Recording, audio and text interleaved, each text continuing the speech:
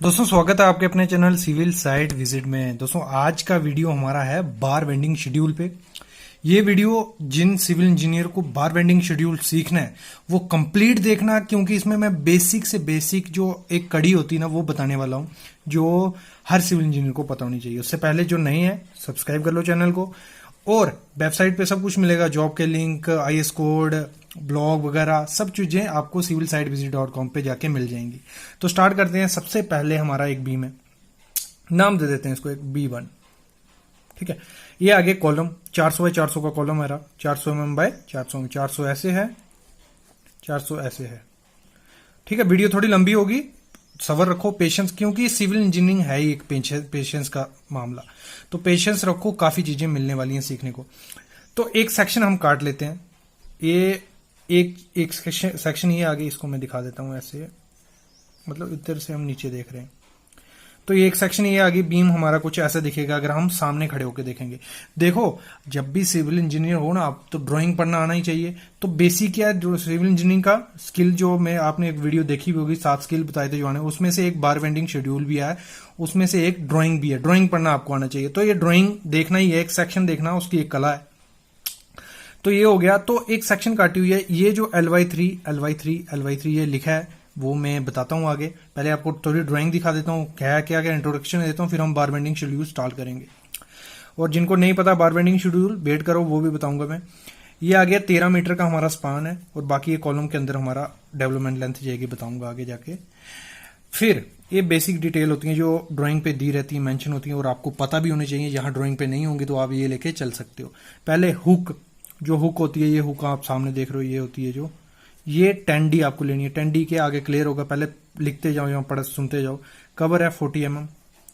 LD development length बोलते हैं इसको हम, डेवलपमेंट लेंथ या एंकरेज लेंथ। ठीक है, ये है 50D, ये भी बताता हूँ आगे क्या है, नोट कर लो। 50D होती है लैप लेंथ 50D। क्लियर, ये 4 चीजें पता चल गई। सरिया जो हम दे रहे हैं बीम में, ये सब नग कितने हैं, 25 डाया के हैं। स्टीरअप जो है ये सरिया, ये स्टीरअप रिंग का सरिया, वो 10 mm का, वो 100 के सेंटर से हमें रिंग प्रोवाइड करना है। क्लियर, ऐसे ऐसे रिंग आएगा। तो अभी आते हैं बार बेंडिंग शेड्यूल पे। बहुत बढ़िया चीज है, मजा आ जाएगा वीडियो देखने में। तो सबसे पहले एक सेक्शन देखो आप, ये मैं जो एक बीम दिखा देता हूँ। आपका बीम कुछ ऐसे दिख रहा है, एक सेक्शन है ए काटी, वो आगे सेक्शन ए। तो हमने ऐसे काटे, हमें दिख रहा है सामने से कितने सरिये हैं, गिनो। 2 ऊपर 2, 3, 4, 5, 6, 7, 8 सरिये हैं। 2 ऊपर 6 नीचे।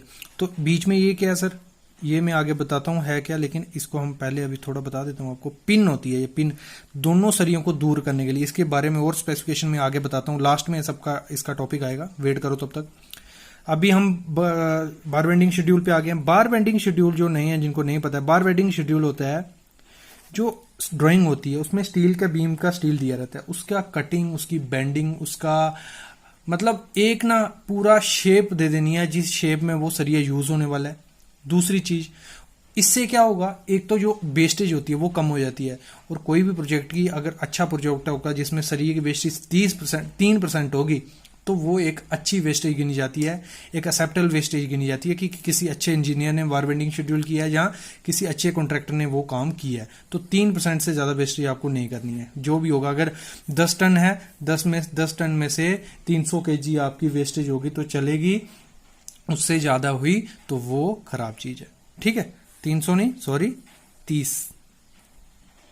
ठीक है, तो अभी हम करते हैं ये। पहले मैं बार बेंडिंग शेड्यूल आपका दो जो ऊपर सरिये हैं उनका कटिंग लेंथ वगैरह दिखा देता हूं। ये सरिया आ गया, हमारी टोटल लेंथ कितनी है, स्पान कितना है, 13 मीटर का है। दोनों तरफ कॉलम आ गया। क्या हो गया, इसको कैसे समझेंगे हम। फिर आ जाती है मेन चीज, डेवलपमेंट लेंथ इसकी। ये 900 कहां से आया सर, तो इसके लिए क्या होता है, डेवलपमेंट लेंथ होती क्या है, इसमें मैं वीडियो डाल चुका हूं अच्छे से। डेवलपमेंट लेंथ होती है हमारी एंकरेज लेंथ, कि सरिया इसको पकड़ के रखा। अगर फ्यूचर में देखो, अगर मैं सेक्शन बनाऊं एक, ये ऐसे बना डेवलपमेंट लेंथ, इधर से लोड पड़ेगा तो ये ऐसे कुछ होगा। ठीक है, तो ये अगर यहां घुसा होगा तो खींचने में इसको टाइम लगेगा, मतलब एक पकड़ के रखेगा। ऐसे ऐसे ऐसे उंगली और ऐसे उंगली में बड़ा फर्क है। अगर ऐसे आप किसी सैंड या घी में ऐसे उंगली डालोगे तो वो खींचोगे तो एकदम से निकल जाएगी। अगर ऐसे करके ऐसे होगी तो हमारी खींचने में दिक्कत होगी। तो वही है, एक एंकरेज मिलती है, इसलिए हम डेवलपमेंट लेंथ देते हैं। तो इसका फार्मूला होता है, ऐसे तो होता है LD प्लस 10dB,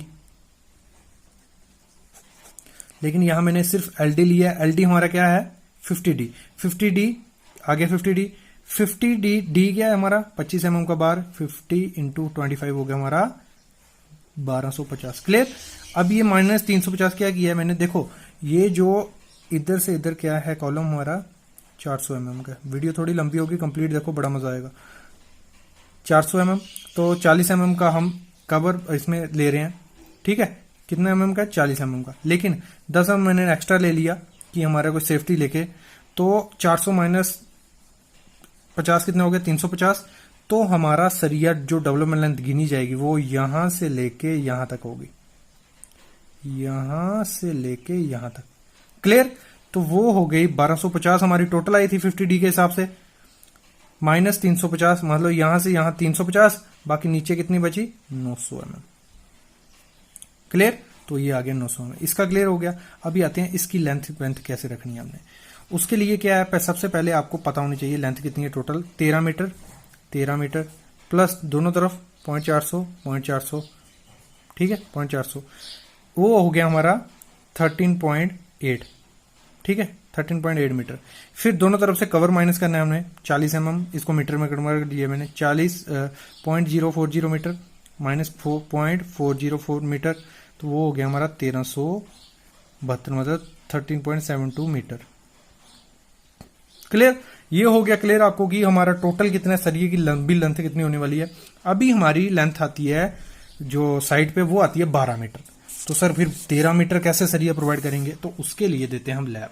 तो ये चीज सीखने वाली है। लैब देने में क्या है, मैं बताऊंगा आपको पूरा एक्चुअल वे से, जो सिविल इंजीनियरिंग के हमारी कोड्स कहते हैं, जो एक एक्चुअल होता है उस हिसाब से। बाकी जो प्रैक्टिकली है, प्रैक्टिकली क्या करते हैं, सरिया बचाने के लिए सीधा 12 मीटर का सरिया डाल देंगे, आगे जो टुकड़ा बचा होगा 1 मीटर का वो लैब करके 13 मीटर हो गया। लेकिन हम यहाँ क्या करेंगे, पूरा प्रैक्टिकली अच्छे से उसको करेंगे। तो उसके लिए क्या है, सबसे पहले ये क्लियर हो गया आपको डेवलपमेंट लेंथ कितनी होने वाली है हमारी 900 mm। 900 mm पीछे आपको पता चल गया कैसे आगे। अभी बीच में आ गया हमारा टोटल कितना था, कितना निकाला हमारा 13.72। जिन्होंने देखा ये रख देता हूं मैं, देखते हैं साथ साथ में, ठीक है। कितना आया था 13.72। अभी 13.72 पूरा कैसे करना है उसको समझने के लिए आपको एक चीज मैं समझाता हूं पहले। ये L/3 क्या है, देखो जैसे हमने ये बीम था हमारा, जैसे हमने इस पे लोड डाला, इसने शेप बदल दी, ऐसा हो गया, ये ऐसे शेप कर ली ना। तो नीचे का क्या हुआ, टेंशन जोन, ऊपर का क्या हुआ, compression zone. Clear. Compression tension मतलब ऊपर वाला ऐसे होगा और नीचे वाला ऐसे भागेगा। तो इसीलिए क्या होता है, जब भी यहां लोड आएगा तो ये जो सेक्शन होगी ऊपर वाली, यहां कोई ज्यादा बेंडिंग मूवमेंट इफेक्ट नहीं करेगा, ये सेफ जगह हो जाएगी, मतलब कंप्रेशन पड़ेगा। और नीचे में जब हम लोड डालेंगे तो कहां, ये मतलब सबसे खराब एरिया।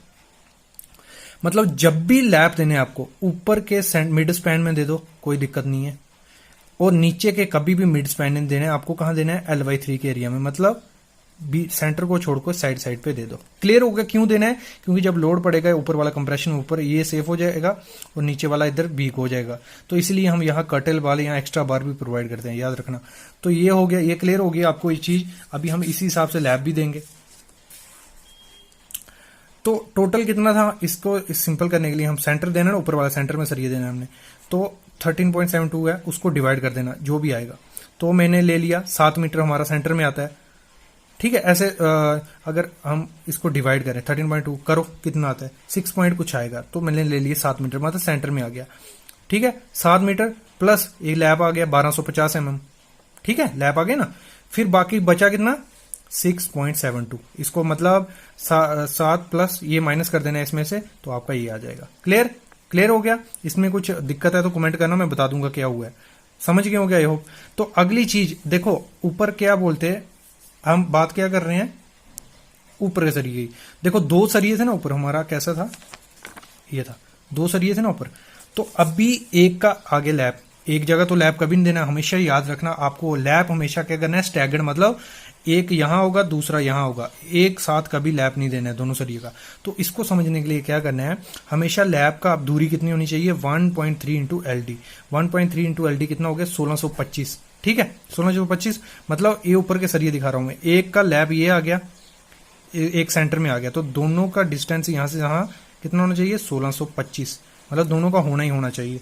तो इसके लिए हम क्या करेंगे, इस सरिये को हमने 7 मीटर प्लस 1625 कर दिया, क्लियर, 1625 कर दिया प्लस लैप, बाकी जो बचा वो हमने यहां डाल दिया, वो हो गया हमारा एक नग। दोनों नग मतलब आगे आगे आगे पीछे हो गए, एक यहां आ जाएगा दूसरा यहां आ जाएगा, ऊपर का क्लियर हो गया। अभी हम बढ़ते हैं हम आगे, बॉटम में कोई चक्कर नहीं है क्योंकि 6 सरिये हैं, आगे पीछे करके आप प्रोवाइड कर सकते हो, मतलब एक बार एक तरफ से डालोगे दूसरी बार दूसरी तरफ से, तो अल्टर्स अपने आप स्टैगर्ड हो जाएंगे। उसके लिए क्या करेंगे, हमें लैप देना नहीं है, यहां कहां नहीं देना है, नीचे वाले का कहां नहीं, मैंने कहा सेंटर में कभी नहीं देना, तो यहां देना है L/3 पे, L/3 पे।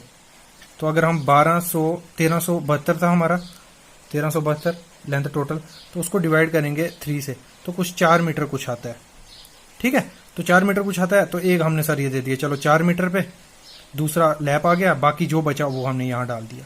क्लियर, मतलब बेसिक था ये। ठीक है, ये क्लियर हो गया। फिर हम आते हैं स्टीरअप पे। स्टीरअप क्या बोलती है हमारी, देखो हमारी स्टीरअप थी, हमारा बीम है 400 बाई 300 का, ठीक है, 400 बाई 300 का। तो अभी हम क्या करते हैं, पहले 400 दोनों तरफ से कवर माइनस कर लेंगे, मैं कंक्रीट का फेस बना देता हूं, आपको अच्छे से समझ आएगा। इधर से 40 mm निकाला, इधर से 40 mm, मतलब दोनों तरफ से 40, चारों तरफ से 40 mm निकालना होता है। तो 400 पहले हम ये वाली साइड कर लेते हैं, मतलब ये वाली, इधर से निकालेंगे इधर से निकालेंगे, 400 माइनस 40 आगे हमारा 320, ले लिखते हैं 320।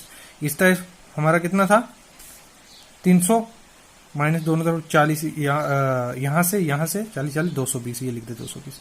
अभी मेन होती है इसकी कटिंग लेंथ देना।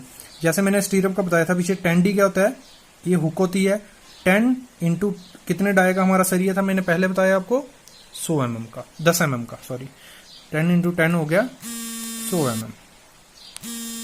यहां तक क्लियर हो गया आपको, मतलब दोनों तरफ 100 mm हुक आ जाएगी हमारी। ये मेन चीज होती है स्टीरअप को पकड़ने के लिए। ठीक है, जब भी हॉरिजॉन्टल कोई स्ट्रेस लगेगा या कोई अर्थक्वेक आएगा तो ये हुक सरिया को पकड़ के रखती है।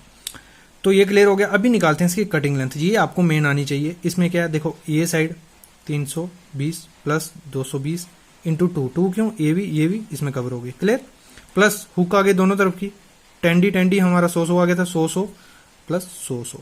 अभी इसमें क्या होती है, जब भी हम रिंग को बेंड करते हैं उसकी इलांगेशन होती है, लंबी होती है, तो उसको निकालना पड़ेगा, क्योंकि अगर हम सरिया लंबा दे देंगे ये हुक बड़ी हो जाएंगी और सरिये की वेस्टेज होगी। तो इसको करने के लिए -5, क्यों 5, बेंड कितने, 1 2 3 4 5, ये प्रैक्टिकली बता रहा हूं। ऐसे तो 90 की अलग अलग होता है, 1D 2D 3D, लेकिन ये प्रैक्टिकली आप 2D पकड़ के चलो, छोटा पतला सरिया, इतनी इलांगेशन नहीं होती इसकी। -5 हो गए कोने इंटू 2D, फिर आगे हमारे इसको करके 1080, इसको करके 200, -5 इंटू 2D क्या था हमारा, स्टीरअप का डाया, तो 10, इसको सॉल्व करिए, हमारा आ गया 1180 mm। क्लियर, इधर तक क्लियर हो गया। कटिंग लेंथ आ गई हमारी 1180 mm। मैं जल्दी जल्दी बता रहा हूँ, कुछ क्लियर नहीं होगा तो कमेंट जरूर करना, मैं बताऊंगा। फिर अभी निकालें नंबर ऑफ स्टीरअप, मतलब रिंग कितने आएंगे, इसमें रिंग कैसे निकालते हैं। तो उसके लिए क्या फार्मूला रहता है, उसके लिए जितनी लेंथ होती है ना उस स्पैन में जहां जहां आना होता है, उसको डिवाइड कर देना है नंबर स्पेसिंग से। तो स्पेसिंग हमने दी हुई थी 100 सेंटर टू सेंटर, तो इसको डिवाइड किया, ये कटा, बचा 30, 130 रिंग आएंगे, लेकिन प्लस हम 1 हमेशा करते हैं कि एक एक्स्ट्रा ही आता है, 131 नग हमारे उसमें आएंगे। अभी बात की थी मैंने कि ये दोनों के बीच होता है पिन, इसको बोलते हैं, इसका क्या काम है, तो इसका क्या काम है, दोनों सरिया को दूर रखने का, मतलब दोनों सरिये के बीच एग्रीगेट घुस जाए, मतलब माल घुस जाए, ये नहीं दोनों सरिये चिपके रहे और नीचे माल ही नहीं आए। तो हमेशा आपको इसका पिन का डाया कितना रखना है, जैसे 25 mm का सरिया था ना, आपको 32 mm का पिन यूज करना है, या आपको एग्रीगेट का जो मैक्सिमम साइज होगा ना उससे 5-10 mm बड़ा रखना है, पिन ज्यादा रखना। और पिन की कैलकुलेशन कैसे करते हैं, आपको जहां तो ड्राइंग में या क्लाइंट मेंशन करते हैं, लेकिन हर मीटर के बाद आपको पिन प्रोवाइड करना ही करना है। तो हमारी टोटल लेंथ कितनी थी, 13 मीटर थी, 13 मीटर थी ना, 13 तो उसको डिवाइड कर दिया हमने मीटर मीटर से, तो हमारा 13 नग हमारे पिन उसमें लगेंगे उसकी। और इसकी ऐसे लेंथ कितनी रहेगी, कितनी, जितना का स्टीरअप होगा उतनी की रख दो, कोई दिक्कत नहीं है। वो हो गया हमारा 220। क्लियर, ये था आज का टॉपिक हमारा बार बेंडिंग शेड्यूल पे। तो आपको आई होप समझ आया होगा, बेसिक था। और भी वीडियोस देखनी है ना इसके बारे में अगर बार बेंडिंग शेड्यूल की, तो मैंने एक 25 मिनट की वीडियो है, एक 15, 20, 30, मतलब काफ़ी लंबी लंबी वीडियो है, अच्छे ब्रीफली बताया। आप जाओ, डिस्क्रिप्शन में लिंक दे दूंगा। अगर डिस्क्रिप्शन में नहीं लिंक मिला तो आप प्ले लिस्ट देखना bar bending schedule civil site visit की, तो उसमें सब चीज़ें आपको मिल जाएंगी। थैंक यू गाइस, अगर वीडियो पसंद आएगी लाइक करना और चैनल को सब्सक्राइब जरूर करो। Thank you.